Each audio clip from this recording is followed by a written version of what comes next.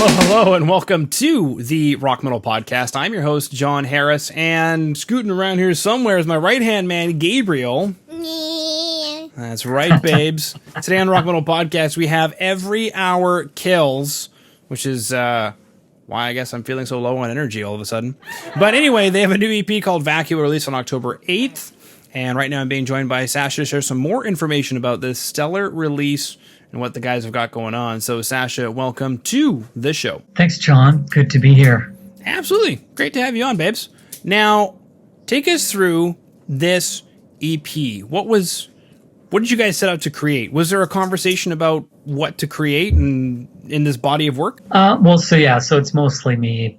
That kind of, it's my baby, I guess, so to speak. So I don't need to converse with anyone necessarily before I do stuff, but converse with myself, I suppose. And, it was kind of, I'm always writing stuff, but last year things started to get crazy with COVID, and I lost my job actually for a little bit. And I had some ideas kicking around, so I kind of, it was obviously a stressful, crazy, fucked up time, like it is for everyone. Mm-hmm. And children present. It's okay, sir. You're calling from Calgary. I would be upset if I lived in Calgary too. There we go. There it is. There's so many things we could chat about. Just Calgary. Sure. Yeah. I actually like Edmonton, so no, well, some parts of it anyways. Mm-hmm. I agree. I have an escape plan myself. Oh, yeah? Mm-hmm. Yeah, you either come here for love or money, and I came for money and then stayed so far for the love. I met my wife, and we have our two beautiful children. But I'm not from Alberta, and I've learned very quickly that it sucks here. So I definitely have an escape plan. It's just a matter of executing said escape plan. Yeah, Alberta, it's been better. I've been here most of my life, and it's downgraded some over the years for sure. That is unfortunate. It could otherwise be great. Yeah. There's good and bad, like anywhere. I think, there's also grass is greener and everything. Some places have their own problems, certainly, and Calgary's got some great things for it as well, so it's not all shit. Mm-hmm. Like Every Hour Kills, which is one of the great things that is being watered down in Calgary so that the grass is green. Yeah, that's right. The grass grows greener where you water it, doesn't it, John? Yeah, that's what the Bieb said. Justin Bieber said that the grass isn't greener on the other side, it's greener where you water it. Yeah, and he would know best, like who would know better. So, exactly. Yeah, so anyways, so COVID hit, unemployment, depression, mental health, and so writing things took a turn in the darker direction. Not that that's really anything new for me, but I've always kind of brought together both death metal and progressive metal in what I do. But Every Hour Kills specifically was tending more towards the melodic progressive direction for the first 3 EPs. And then I just kind of went with this darker vibe that was happening, and I realized that it didn't really feel like having clean vocals was the right move for the way these songs were feeling. So that's when I enlisted Jay to help out with some harsh vocals. Take us through that. What was it about, or actually, what is it about clean vocals that you feel, I don't know how I want to tailor my question. Why no clean vocals? I can think of a few clean singers that still convey quite a bit of anger and emotion. But what was it in your mind at the time that felt like it wouldn't have worked? And how did you get in touch with Jay?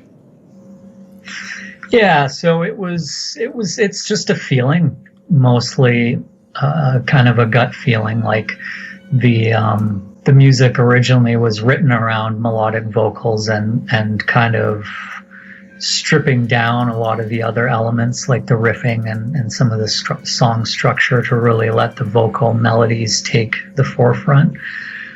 And the new material just wasn't going that way. It was more complex more dissonant, darker, different scales, different time signatures. And I just didn't feel like trying to come up with melodic ideas on top of that was going to convey the emotion and the impact that the music was calling for. So enter Jay.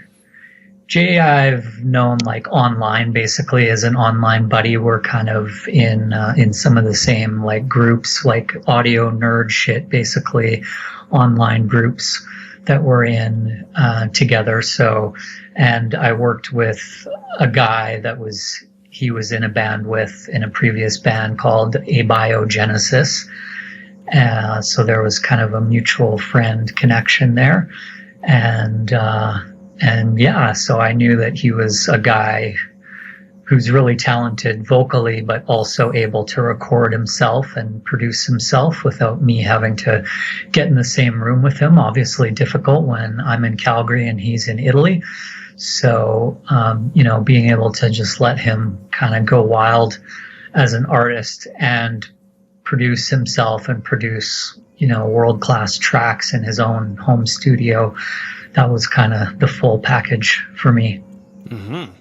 Yeah, very cool. And there's a couple other large names for anybody, I guess, who's deep into the metal community, because we've got some talent, it looks like, from Shadow of Intent, which is a big name, as well as Viljarta and Humanity's Last Breath. Quasi also as well. The same band, in a way. We've got Buster Odelholm. Did you do any work with him as well, since you had that in with Viljarta and Humanity's Last Breath? No, I didn't, although I love Buster. I think he's just a genius, and like that whole scene is incredible. I mean, for me, I do most of the production and the mixing and mastering work myself. I just enjoy that part of it as well. So not really much opportunity to hire Buster to help out with that side of things. But yeah, where Cal and Chris came in was more with the songwriting, and that's also kind of a left turn from what I've done before in the past. I've always pretty much wrote everything myself solo for the band. And so that was another new direction, was trying out some collaborations. And, I just wanted to kickstart my mind in a different direction, and things that I might not think of, or things that I might not necessarily play or whatever. And that's exactly what I got with those guys, is, guys where we have some common ground in our styles and in the influences that we have, but still they're totally obviously different artists from me, and took things in a totally cool different direction that I wasn't planning for. Mm-hmm. Absolutely. So it sounds fairly productive, because I wanted to take a moment to chat about just overall mental health, especially during the pandemic. You mentioned you went through a few things, entered into some depression, but this seems like it was almost necessary to give birth to what it is that we're chatting about now. So is that kind of how you got through that? Was a catharsis through music? Yeah, I mean, I think that's music's always been that for me, and always been there for me, and I'm sure many people can relate. That's where we take solace, I guess, is in both listening to music and being creative, and expressing some of those dark feelings and things that we have inside through creating music. So, yeah, I mean, it's always been that way. With the pandemic, I suddenly had all this time on my hands. I wasn't working, and I didn't want to just ideally just sleep on the couch all day and kind of let myself go to shit. So I really tried to be proactive and be creative, and kind of reach out and try and get some help from some other like-minded folks, and Vacua is what came out. Mm-hmm. Let's talk about this artwork for a second, because it's some killer artwork. Yeah. Because it looks like an eyeball. Yeah, I mean, you can interpret it many different ways.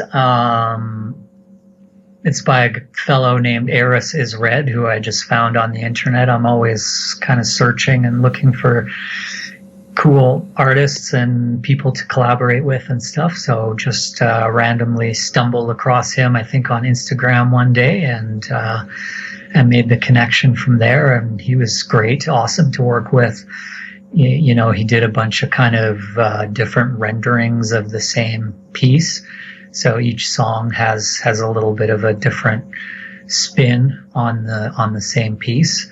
And to me, it's kind of, it portrays the darkness coming in with the tendrils type idea that sort of conveys the dark feelings taking over my mind or taking over the direction of the music.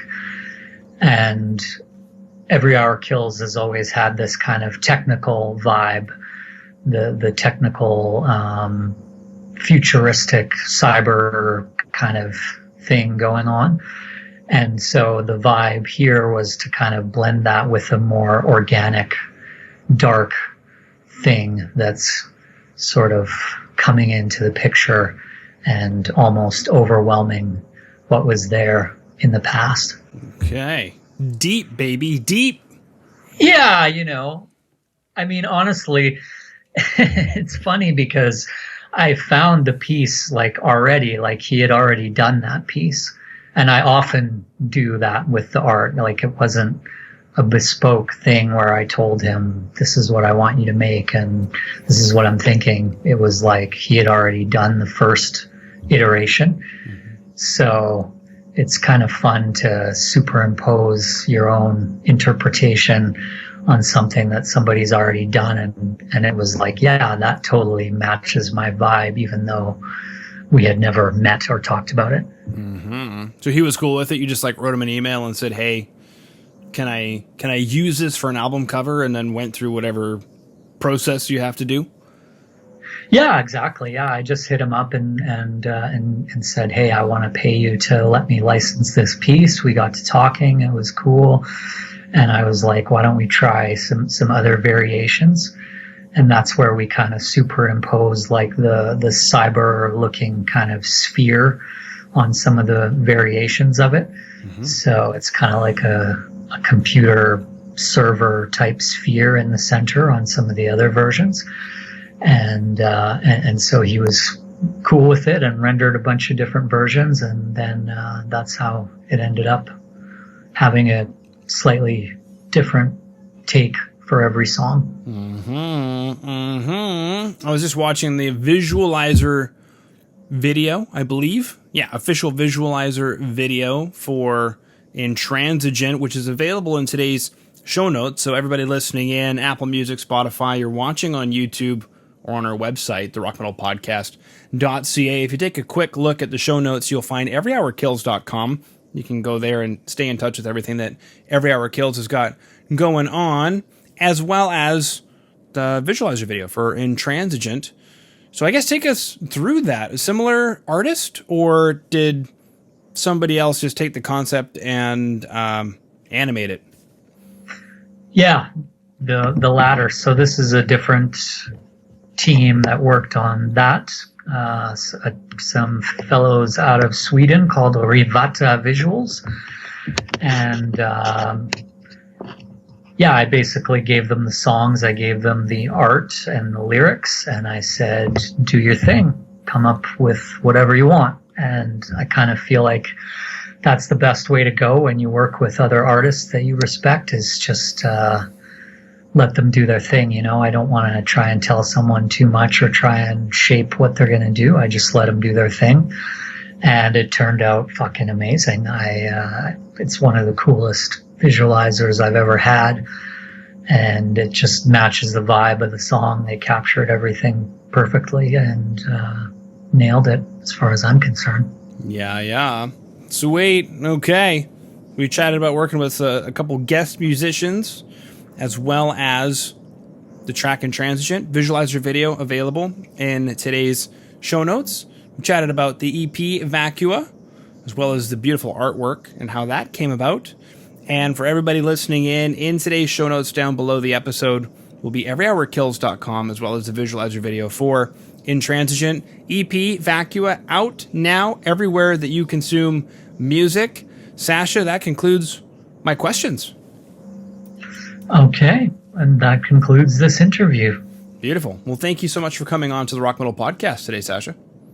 Thanks for having me. Appreciate it.